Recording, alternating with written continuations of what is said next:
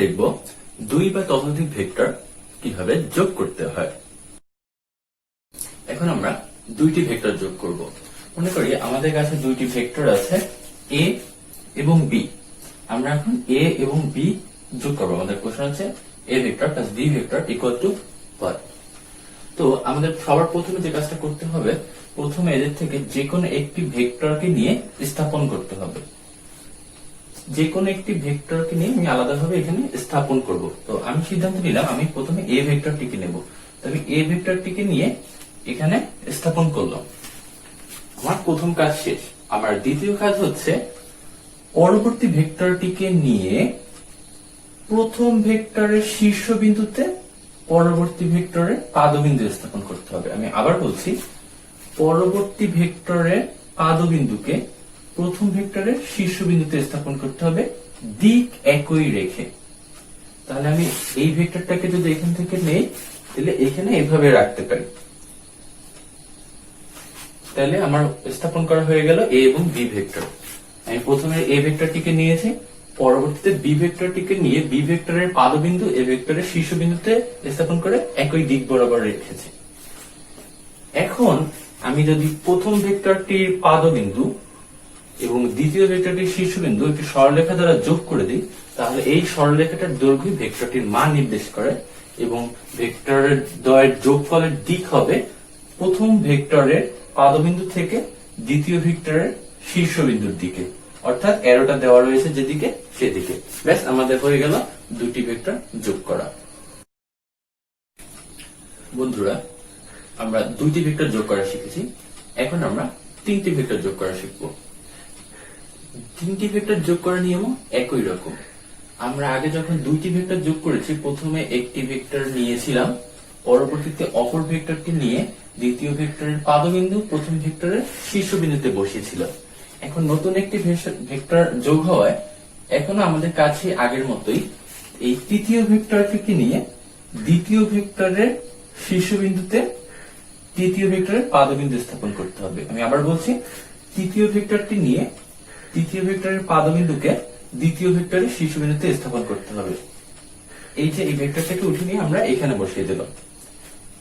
এই কাজটা ঠিক তেমনটাই যেমনটা আমরা দ্বিতীয় ভেক্টরটি বসানোর সময় করেছিলাম। তো মূল কথা হচ্ছে, আমরা যখনই ভেক্টর যোগ করি, প্রথমে একটি ভেক্টর নেই, পরবর্তীতে একটার পর একটা যতগুলো ভেক্টর আমাদের যোগ করতে হবে তাদের একটিকে তার একটির পাদবিন্দুকে তার আগেরটি শীর্ষবিন্দুতে বসিয়ে দিতে হয়। সবগুলো ভেক্টর বসানো হয়ে গেলে প্রথম ভেক্টরটির পাদবিন্দু থেকে শেষ ভেক্টরটির শীর্ষবিন্দু যোগ করে দিতে হয়। তাহলে এই যে সরলরেখাটা পাওয়া যায়, সেটাই হয় আমাদের কাঙ্ক্ষিত যোগফল। তাহলে a plus b plus c এই ভেক্টরটির যোগফল হবে এই রেখাটি। তার মান হবে এই রেখাটির দৈর্ঘ্য এবং দিক হবে প্রথম ভেক্টরের পাদবিন্দু থেকে শেষ ভেক্টরের শীর্ষবিন্দু পর্যন্ত।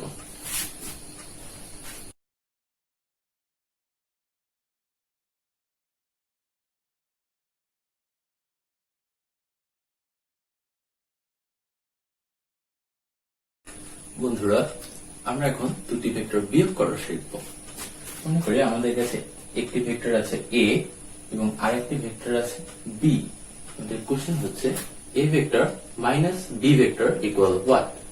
অর্থাৎ a ভেক্টর থেকে b ভেক্টরকে আমাদের বিয়োগ করতে হবে। এটা করার উপায় হলো, আমরা ভেক্টর বিয়োগ সাধারণত বিয়োগের মাধ্যমে নয়, বরং যোগের মাধ্যমে করে থাকি। তো এই জন্য আমাদের যেটা করতে হয়, যে ভেক্টরটিকে বিয়োগ করতে হবে সেই ভেক্টরটির ঋণাত্মক ভেক্টর নির্ণয় করতে হয়। যেমন আমাদের a ভেক্টর থেকে b ভেক্টর বিয়োগ করতে হবে, তাই যে ভেক্টর বিয়োগ করতে হবে সেটা এখানে কোনটা, ভেক্টর b। তাই b ভেক্টরের ঋণাত্মক ভেক্টরটি আমরা এখানে এঁকেছি। একটি ভেক্টরের ঋণাত্মক ভেক্টর সাধারণত সেই ভেক্টরটি হয় যে ভেক্টর দুটি পরস্পর সমজাতীয়, মানে একই কিন্তু দিক বিপরীত। আমরা দেখতে পাচ্ছি এই ভেক্টর দুটি দৈর্ঘ্য সমান, অর্থাৎ মান একই এবং দিক পরস্পর বিপরীত। তাই আমরা বলতে পারি বি ভেক্টরটি বিপরীত ভেক্টর মাইনাস বি ভেক্টর, এটা দ্বারা চিহ্নিত করা যায়। তো এই জন্য আমাদের যেটা করতে হয়, যে এ থেকে যদি বি ভেক্টর বিয়োগ করতে চাই, তাহলে এ এর সাথে মাইনাস বি ভেক্টর যোগ করতে হয়। আমি আবার বলছি, কোন একটি ভেক্টর থেকে যদি অপর একটি ভেক্টর বিয়োগ করতে হয়, তাহলে প্রথম ভেক্টরটির সাথে যে ভেক্টরটি বিয়োগ করতে হবে তার বিপরীত ভেক্টরটি যোগ করে দিলে আমরা অ্যান্সার পেয়ে যাব। তাহলে আমরা বলছি এখানে আমাদের এ থেকে বি ভেক্টর বিয়োগ করতে হবে। তার মানে হলো আসলে আমাদের এ এর সাথে মাইনাস বি ভেক্টর যোগ করতে হবে। তাহলে আমরা কিছুক্ষণ আগে যে যোগের নিয়ম শিখেছি, সেইভাবে আমরা এ এবং মাইনাস বি ভেক্টরকে যোগ করলেই এ মাইনাস বি এর অ্যান্সার পেয়ে যাব। আমরা প্রথমে এ ভেক্টরটিকে এখানে স্থাপন করেছি। অতঃপর আমাদের যেহেতু বি ভেক্টর বিয়োগ করতে হবে, তাই মাইনাস বি ভেক্টরটা আমরা যোগ করব। মাইনাস বি ভেক্টরটিকে নিয়ে আমরা এখানে বসিয়ে দিয়েছি। মাইনাস বি ভেক্টরের পাদবিন্দু এ ভেক্টরের শীর্ষবিন্দুতে স্থাপন করেছি, যেমনটা আমরা যোগ করার সময় শিখেছি। কারণ আমরা আগেই বলেছি আমরা এ ভেক্টর থেকে বি ভেক্টর বিয়োগ করব, অর্থাৎ হচ্ছে এ ভেক্টরের সাথে মাইনাস বি ভেক্টর যোগ করব। তাহলে বন্ধুরা এ এবং মাইনাস বি ভেক্টর স্থাপন করা শেষ হয়ে গেছে। তাহলে আমরা কিছুক্ষণ আগে শিখেছি প্রথম ভেক্টরের পাদবিন্দু থেকে শেষ ভেক্টরের শীর্ষবিন্দু পর্যন্ত সংযোজক সরলরেখায় ভেক্টর যোগফল বা লব্ধি নির্ণয় করে। তাহলে এই সরলরেখাটি হবে এ এবং মাইনাস বি ভেক্টরের যোগফল, অথবা এ এবং বি ভেক্টরের বিয়োগফল। আমি আবার বলছি, এই সরলরেখাটি হবে এ এবং মাইনাস বি ভেক্টরের যোগফল, অথবা এ এবং বি ভেক্টরের বিয়োগফল। তাহলে এটাই আমাদের অ্যান্সার। এবং এর দিক হবে এ ভেক্টরের পাদবিন্দু হতে মাইনাস বি ভেক্টরের শীর্ষবিন্দুর দিকে।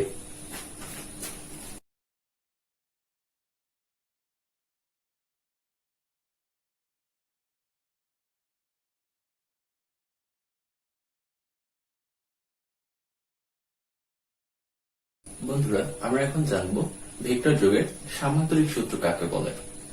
ভেক্টর যোগের সামান্তরিক সূত্রটা এমন যে এখানে বলা হয়েছে যে যদি কোনো সামান্তরিকের একটি কৌণিক বিন্দু থেকে কোন একটি কণার উপর, মনে করো এখানে কোন একটা কণা আছে, তো সেই কণার উপর একই সময়ে ক্রিয়াশীল একই জাতীয় দুইটি ভেক্টর যদি কোনো সামান্তরিকের কৌণিক বিন্দু থেকে ব্যাখ্যা করা যায়, জিনিসটা আমি যদি একটু সহজ ভাষায় বলি, মনে করো তোমার এখানে কোনো একটি বল আছে, তো সেই বলের উপর কোনোভাবে একই সময়ে এদিকে পি বল এবং এদিকে কিউ বল প্রয়োগ করা হলো, তাহলে বলটি কোন দিকে লব্ধি বল অনুভব করবে সেইটা আমরা সামান্তরিক সূত্রের মাধ্যমে ব্যাখ্যা করতে পারি। তো সেই লব্ধিটা আমরা বের করতে পারি সামান্তরিকের কর্ণের সাহায্যে। কারণ সামান্তরিক সূত্রটি আমাদের বলে কোন কৌণিক বিন্দু থেকে যদি একই কণার উপর ক্রিয়াশীল একই সময় যদি একই জাতীয় ভেক্টর রাশি পি এবং কিউ প্রকাশ করা যায়, তাহলে ওই সামান্তরিকটির ওই বিন্দু থেকে অঙ্কিত কর্ণটি লব্ধির মান ও দিক নির্দেশ করে। অর্থাৎ এই কর্ণটির দৈর্ঘ্য হবে লব্ধি ভেক্টরটির মান, এবং এই কর্ণটির দিকটি অর্থাৎ ক্রিয়া বিন্দু থেকে অপর কৌণিক বিন্দু সামান্তরিকে এই দিকটি হবে আমাদের কাঙ্ক্ষিত লব্ধির দিক।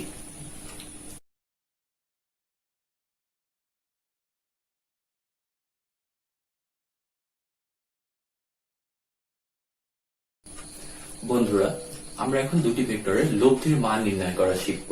মনে করি দুটি ভেক্টর আছে পি এবং কিউ, এবং তাদের লব্ধি যদি আর হয়, তাহলে আর এর মান সমান হবে root over p square plus q square plus 2pq cos alpha. সুতরাং এই সূত্র দ্বারা আমরা দুটি ভেক্টরের লব্ধির মান নির্ণয় করতে পারি, যেখানে আমরা ভেক্টর হিসেবে দুটি ভেক্টর হিসেবে ধরেছি পি এবং কিউ কে, এবং আলফা হচ্ছে পি এবং কিউ এর মধ্যবর্তী কোণ। এবং দুটি ভেক্টরের মান যদি নির্দিষ্ট হয়, তাহলে তাদের লব্ধির মান সর্বোচ্চ হতে পারে তাদের যোগফলের সমান। এবং এই সর্বোচ্চ মানটা আমরা তখনই পাবো যখন পি এবং কিউ একই দিকে ক্রিয়া করে, অর্থাৎ এদের মধ্যবর্তী কোণ আলফা সমান 0 ডিগ্রি হয়। এটা আমরা আমাদের দৈনন্দিন জীবনে আমাদের বাস্তব রিয়েলাইজেশন থেকে জিনিসটা আমরা বুঝতে পারি। তুমি যদি একটি বলের উপর দুইজন দুই দিকে বল প্রয়োগ করো, তাহলে বলটি লব্ধি বরাবর কোন একটা দিকে যাবে, কিন্তু এই অবস্থায় বলটি যে পরিমাণ লব্ধি বল লাভ করবে তার থেকে দুইজন যদি বলটি একই দিকে বল প্রয়োগ করো, তাহলে বলটি অতিরিক্ত সর্বোচ্চ পরিমাণ লব্ধি বল অনুভব করবে, যেটা তোমরা তোমাদের নর্মাল বাস্তব জীবনের অনুভূতি থেকেই বুঝতে পারো। আর যদি পি এবং কিউ ধ্রুবক হিসেবে আমরা ধরি, তাহলে আর এর মিনিমাম ভ্যালু আমরা যেটা পেতে পারি সেটা হচ্ছে পি ডিফারেন্স কিউ, অর্থাৎ দুটি ভেক্টরের মধ্যবর্তী পার্থক্যের সমান। এবং এটা হবে কখন? যখন ভেক্টরদের মধ্যবর্তী কোণ আলফা সমান 180 ডিগ্রি হবে, অর্থাৎ ভেক্টরদের পরস্পর বিপরীত দিকে ক্রিয়া করবে। এটাও আমরা আমাদের বাস্তব জীবন থেকে অনুভব করতে পারি, কারণ যখন কোন একটা বস্তু কোণের উপর দুইজন পরস্পর বিপরীত দিকে বল প্রয়োগ করো, তাহলে যে সব থেকে বেশি বল প্রয়োগ করছে তার দিকে একটি লব্ধি বল অনুভব করবে বস্তু কণাটি, তবে এই লব্ধি বলের মান হবে সর্বনিম্ন।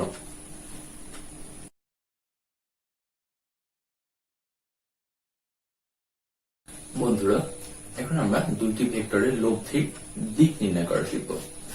মনে করি পি এবং কিউ ভেক্টর দ্বয়ের লব্ধি হচ্ছে আর, যা পি এর দিকের সাথে থিটা কোণ উৎপন্ন করেছে।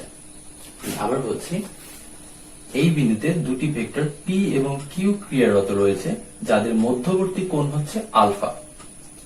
এবং পি এবং কিউ ভেক্টর দ্বয়ের লব্ধি আর এই কর্ণ বরাবর ক্রিয়ারত রয়েছে, যা পি এর দিকের সাথে থিটা কোণে ক্রিয়ারত রয়েছে। আমরা এই থিটার মান নির্ণয় করা শিখব। সূত্র অনুযায়ী থিটা সমান tan inverse q sin alpha by p plus q cos alpha. এটা আমরা এভাবে মনে রাখবো যে থিটা সমান tan ইনভার্স যে ভেক্টরটার সাথে থিটা ধরা হয়নি। আমি আবার বলছি, যে ভেক্টরটার সাথে থিটা ধরা হয়নি, এখানে থিটা ধরা হয়েছে পি এর সাথে, সুতরাং যে ভেক্টরের সাথে থিটা ধরা হয়নি সেই ভেক্টরটা হচ্ছে কিউ।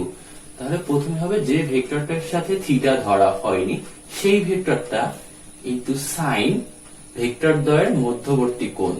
এখানে ভেক্টর দ্বয়ের মধ্যবর্তী কোণ আছে পি এবং কিউ এর মধ্যবর্তী কোণ হিসেবে আছে আলফা। তাহলে সাইন ভেক্টর দ্বয়ের মধ্যবর্তী কোণ ডিভাইডেড বাই পি, মানে যে ভেক্টরটির সাথে থিটা কোণ ধরা হয়েছে, এখানে থিটার সাথে থিটা রয়েছে পি এর সাথে, সুতরাং যে ভেক্টরটির সাথে থিটা কোণ ধরা হয়েছে প্লাস যে ভেক্টরটির সাথে থিটা কোণ ধরা হয়নি ইনটু কস ভেক্টরদের মধ্যবর্তী কোণ আলফা। তাহলে থিটা সমান দাঁড়ালো tan ইনভার্স যে ভেক্টরের সাথে কোণ ধরা হয়নি সেটা ইনটু সাইন ইনটু ভেক্টরদের মধ্যবর্তী কোণ আলফা ডিভাইডেড বাই যার সাথে কোণ ধরা হয়েছে প্লাস যার সাথে কোণ ধরা হয়নি ইনটু cos আলফা। সাইন এবং cos দুটোই গুণ অবস্থায় আছে কিন্তু সেই ভেক্টরটির সাথে যার সাথে কোণ ধরা হয়নি, এবং যার সাথে কোণ ধরা হয়েছে সেই পি সূত্র একবার আছে এবং তার সাথে কোনো সাইন cos গুণ অবস্থায় নেই। আশা করি তোমরা মনে রাখতে পারবে।